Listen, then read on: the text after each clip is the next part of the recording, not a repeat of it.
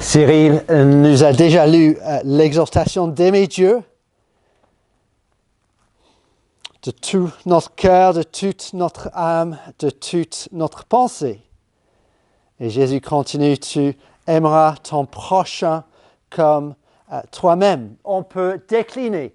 Hommes âgés, soyez sobres. Femmes âgées, ne soyez pas médisantes. Jeunes femmes, soyez sensés, chastes. Jeunes hommes, soyez sensés à tous égards. Telles sont les exhortations qui précèdent le texte que Daniel vient de lire. Et comment réagissez-vous devant de telles exhortations?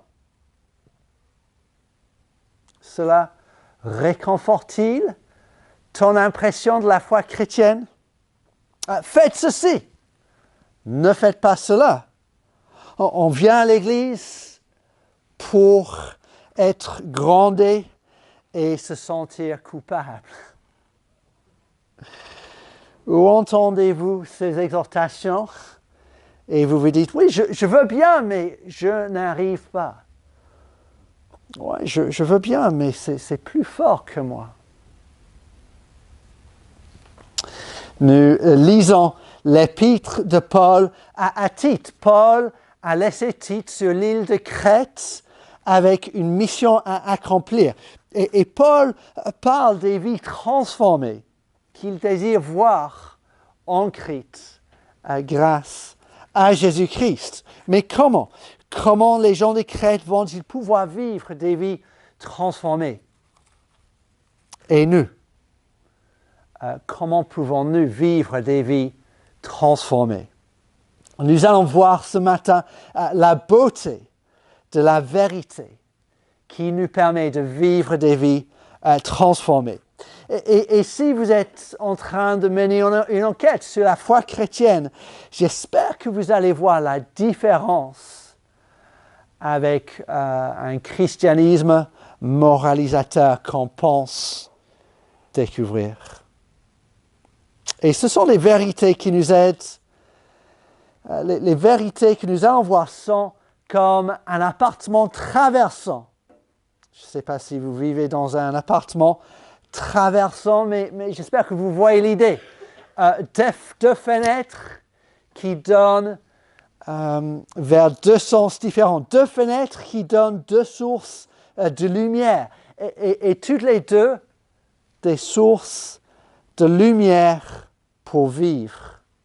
Et donc nous allons regarder la première fenêtre. Regardons en arrière à la grâce de Dieu en Jésus-Christ. Regardons en arrière à la grâce de Dieu en Jésus. C'est le verset 11. La grâce de Dieu, source de salut pour tous les hommes, a été manifestée. Et c'est cette grâce de Dieu qui nous enseigne, le verset 12, à renoncer à l'impiété, au désir de ce monde et à vivre dans le siècle présent d'une manière sensée, juste et pieuse. C'est-à-dire, c'est un résumé des versets 1 à 10 qui précèdent.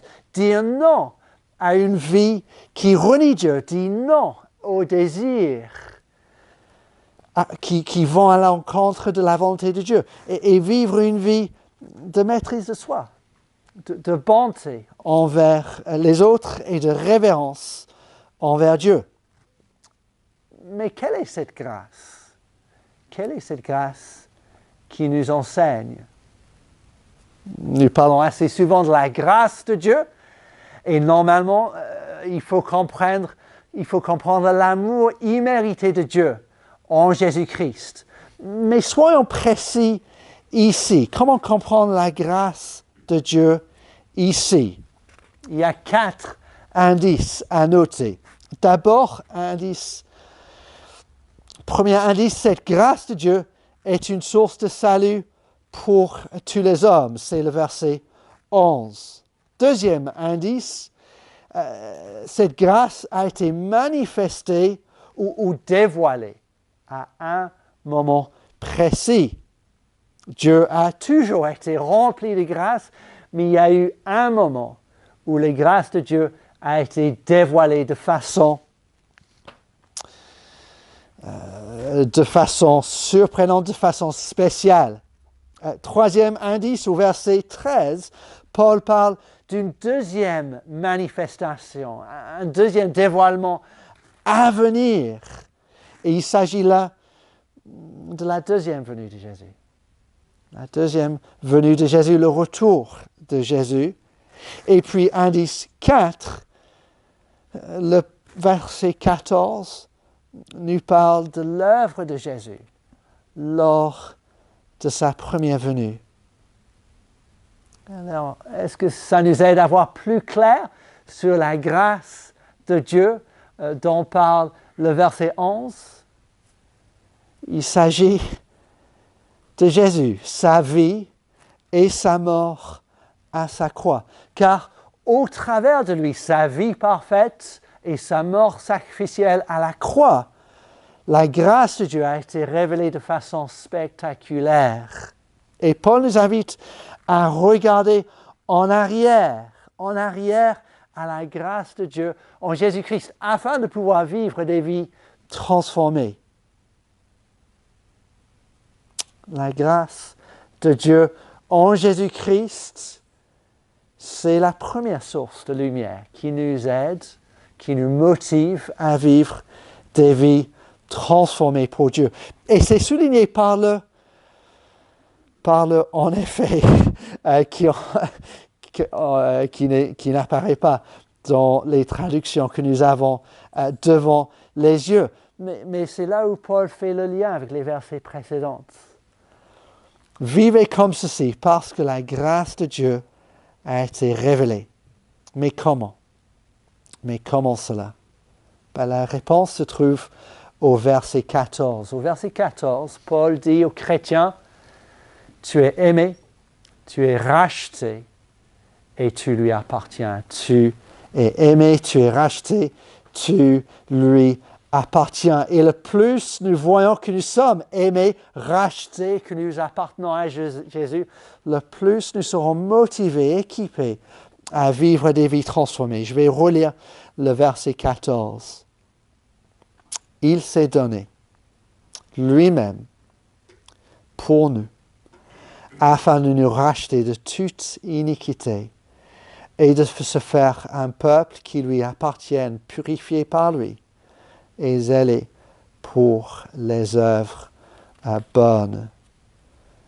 D'abord, tu es aimé. Jésus s'est donné lui-même pour vous. Il s'est donné lui-même à la croix de façon intentionnelle, volontaire et par amour. Et lorsque quelqu'un nous aime, ça nous fait plaisir de donner en retour. Ce n'est pas difficile pour moi d'offrir un cadeau que ma femme va apprécier elle-même et ça me fait plaisir de lui donner un cadeau en retour. Et si nous avons cru en Jésus, si nous voyons l'amour qu'il a démontré à la croix, nous voulons vivre en réponse. De plus, au vu de son amour, nous voyons que Jésus a nos meilleurs intérêts à cœur. Nous avons donc tout intérêt à suivre ses commandements qui viennent de celui qui nous aime, qui s'est donné pour nous. La grâce de Dieu en Jésus nous dit, tu es aimé, ce qui nous motive à vivre pour lui. La grâce de Dieu en Jésus-Christ nous dit aussi, tu es racheté. Tu es racheté. Le verset 14 nous dit que nous avons été rachetés de toute iniquité, c'est-à-dire toute faute. Et c'est le langage de la libération, Selon la Bible, nous sommes tous esclaves au mal et condamnés. Faire le mal, en fait, ça coule de source pour chacun de nous. Nous n'avons pas à apprendre à faire du mal aux autres, mais par sa mort à la croix, Jésus nous a rachetés de tout cela. Il a payé le prix pour notre libération. et pour nous libérer de la puissance et de la peine du péché. Et donc le péché n'est plus le boss. Je ne suis plus obligé de pécher. Je peux lui dire non. Je peux lui dire non. Ce n'est pas plus fort que moi. Je peux lui dire non. Et de plus, nous voyons la laideur du péché.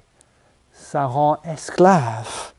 C'est horrible, ça ne donne pas envie. Si on est libéré de cela, pourquoi allons-nous continuer? Non seulement racheter, mais aussi purifier. Est-ce que vous avez remarqué ça au verset 14? Purifier. Et donc, les péchés du passé, purifier, laver, essuyer, effacer et nettoyer. L'ardoise a été effacée et nettoyée. Le dossier vidé, prêt. Nous sommes prêts pour un nouveau départ. Et donc le chrétien n'est plus défini par son passé, par son dossier secret, mais il est libéré pour vivre pour Jésus dans le présent. Et donc la grâce de Dieu en Jésus-Christ nous dit, tu es aimé, tu es racheté, et puis tu lui appartiens. Au verset 14. Jésus s'est donné lui-même pour nous afin de nous racheter de toute iniquité et de se faire un peuple qui lui appartienne. Jésus s'est donné afin que nous lui appartenions. Le chrétien n'est plus seul, sans attache, mais il appartient à Jésus. Et c'est comme si le chrétien avait une étiquette qui disait propriété de Jésus. Et parce que nous faisons partie de sa famille, nous voulons vivre pour lui, en cohérence avec ce que nous sommes. On dit que avant de partir pour les soirées, la reine précédente de l'Angleterre disait à ses deux filles, Elizabeth et Margaret, enfants royaux, manière royale. Enfants royaux, manière royale. C'est-à-dire, vous êtes des princesses, alors ce soir, comportez-vous donc comme des princesses. Et de la même façon, Jésus nous dit, enfants royaux, manière royale. Vous faites partie de mon peuple, maintenant comportez-vous comme des membres de mon peuple. La grâce de Dieu en Jésus-Christ nous dit, tu lui appartiens, ce qui nous motive à vivre pour lui. Et donc, regardons en arrière à la grâce de Dieu en Jésus-Christ. Tu es aimé, tu es racheté et tu lui appartiens. Et cela change notre façon de réagir. Quand nous avons du mal à vivre pour Dieu, quand nous avons du mal à vivre une vie transformée, si vous vous dites aussi, quelqu'un vous dit, je n'arrive pas, je veux bien, mais je n'arrive pas, je ne peux pas, comment allez-vous répondre? Nous aurions tort de dire, mais tu es nul. Tu es sûr que tu es chrétien? Nous aurions tort de dire, de penser, mais quelle honte. Jésus, il doit avoir honte de toi. Notre réponse, quand nous avons du mal à vivre pour Dieu, quand nous parlons avec quelqu'un qui a du mal à vivre pour Dieu, regarde en arrière à la grâce de Dieu en Jésus-Christ, afin de vivre pour lui, afin de vivre une vie transformée. Tu es aimé, tu es racheté, tu lui appartiens. Et de la même façon, notre réponse ne devrait pas être en fait, ce n'est pas grave. Ce n'est pas si grave que ça. Dieu pardonne, c'est son job. Ben non, c'est grave. Le péché est grave. Dieu a envoyé son Fils à cause de notre péché. Mais regarde à nouveau à la grâce de Dieu en Jésus-Christ. Tu es aimé, tu es racheté, tu lui appartiens. Et si, les amis, vous êtes en train de mener une enquête sur la foi chrétienne, on peut facilement penser qu'être chrétien, c'est fais ceci pour être pardonné. Ne fais pas cela pour être accepté par Dieu. Mais ici, nous voyons que c'est fais ceci parce que vous êtes pardonné. Ne fais pas cela parce que tu es aimé par Dieu. Et cela fait toute la différence. Alors, avant de dire plus, je vous donne quelques instants pour réfléchir, pour prier dans le silence de votre cœur. Comment est-ce que la grâce de Dieu en Jésus-Christ va vous motiver à vivre pour lui cette semaine? Pensez à une exhortation qui vous a été adressée la semaine dernière.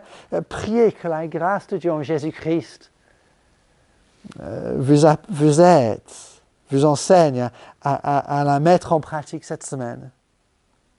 Ou pensez à comment vous n'avez pas vécu selon ce que Dieu veut. Priez que la grâce de Dieu en Jésus-Christ vous motive, vous aide à vivre autrement. Je vous donne quelques instants pour prier, pour réfléchir.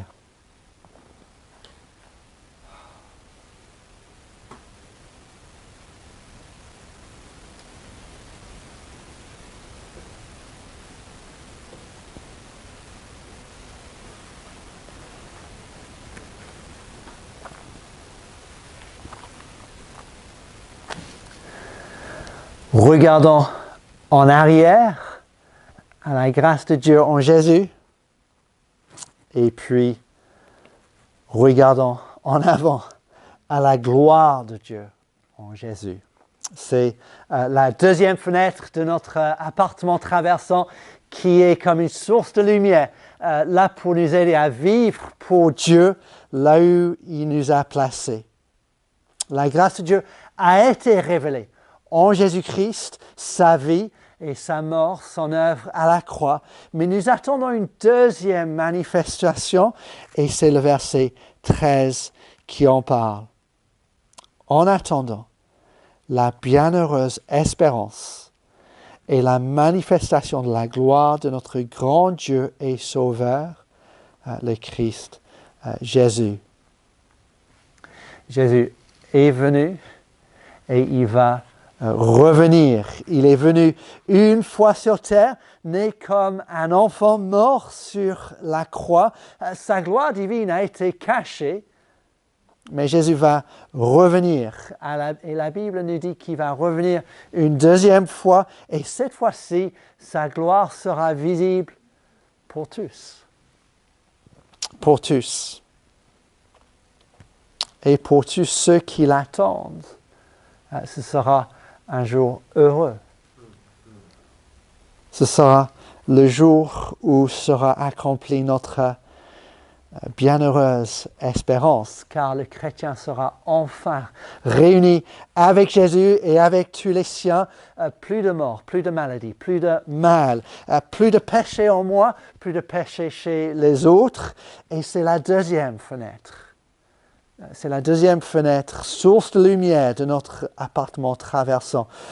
Car pour celui qui a fait confiance en Jésus, le retour de Jésus est une bienheureuse espérance qui nous illumine, qui nous encourage.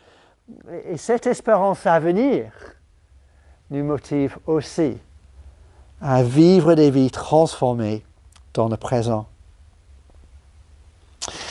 L'image ailleurs dans la Bible, c'est l'image des fiancés, des fiançailles.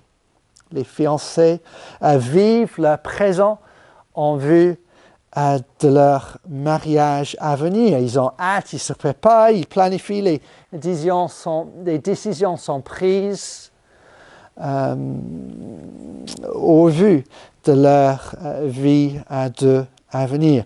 Et le jour de la deuxième venue de Jésus est décrit aussi comme un mariage. Et le chrétien est impatient. Il se prépare. Il planifie. Les décisions sont prises au vu de la deuxième venue de Jésus. Et le retour de Jésus est une bienheureuse espérance qui nous motive à vivre des vies transformées dans le présent. Comment est-ce que cette bienheureuse espérance nous motive aujourd'hui? Ce n'est pas la crainte du jugement de Dieu, car le chrétien est déjà racheté de toute faute, déjà purifié, déjà membre de la famille de Jésus. Mais le chrétien peut tendre vers ce qui sera. Le chrétien peut tendre vers ce qui sera, c'est-à-dire son péché. Et dans la perspective de ce jour-là, les meilleures choses que le monde actuel semble nous offrir, Dieu nous réserve encore mieux. La souffrance, ce n'est pas pour toujours. Les décisions coûteuses pour suivre Jésus, elles seront vues comme minimes. Et donc, qu'est-ce que vous voyez? La grâce de Dieu, la vérité de la grâce qui transforme, les deux fenêtres de notre appartement traversant. Le chrétien vit au milieu, entre la première et la deuxième venue de Jésus, entre la grâce de Dieu manifestée en Jésus, sa vie parfaite, sa mort à la croix, et la gloire de Dieu qui sera manifestée en Jésus, ce qui nous permet, ce qui nous motive de vivre des vies transformées pour Dieu aujourd'hui. Et donc, regardons en arrière à sa grâce qui nous dit, tu es aimé, tu es racheté et tu lui appartiens. Regardons en avant à sa gloire afin de vivre une vie transformée. Si ce n'est pas encore votre cas, je vais terminer avec une prière qui nous donne l'occasion d'accepter cette grâce de Dieu en Jésus-Christ et de pouvoir attendre son retour comme une bienheureuse espérance. Prions ensemble.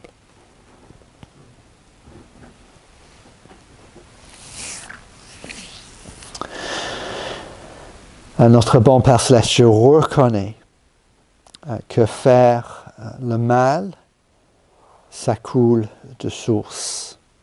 Je reconnais que ça me rend esclave et que cela me laisse condamner par ton juste jugement. Merci de ce que Jésus est venu. Merci de ce qu'il s'est donné à la croix pour me montrer tout son amour, pour me racheter, pour me purifier, pour que je lui appartienne. Je fais confiance à son sacrifice et j'attends son retour. Et aide-moi à vivre pour toi en attendant cette bienheureuse espérance. C'est au nom de Jésus que nous prions. Amen. Amen.